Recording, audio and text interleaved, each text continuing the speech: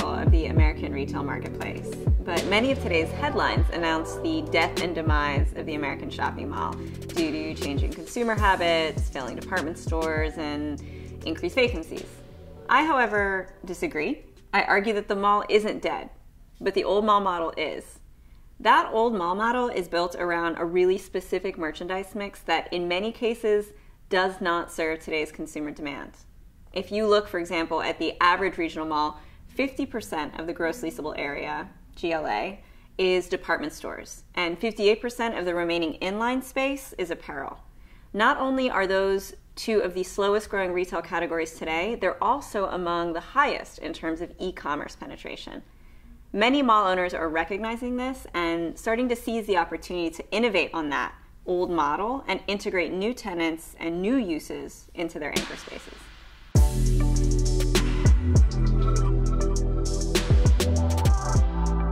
So there's a lot of talk about non-retail uses taking over anchor spaces. What are you seeing in that area? You start with retail and you work with retail till that idea is exhausted.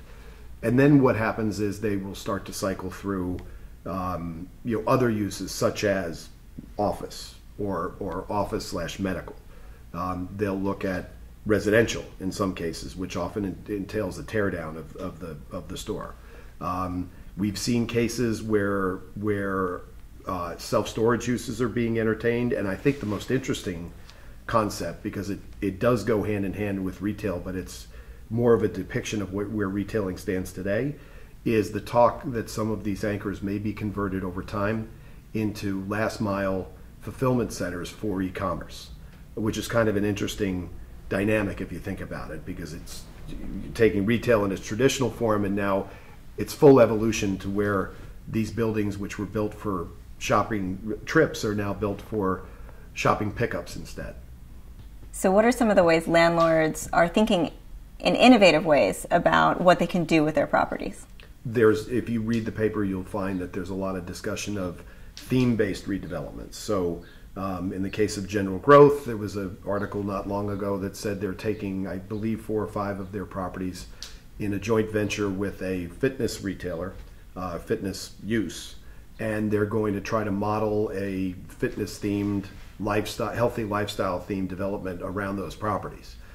You can imagine, what flows from the concept of a large fitness occupier as your anchor, and all of the ancillary uses that may flow from it. That can take up a lot of GLA if it's done right.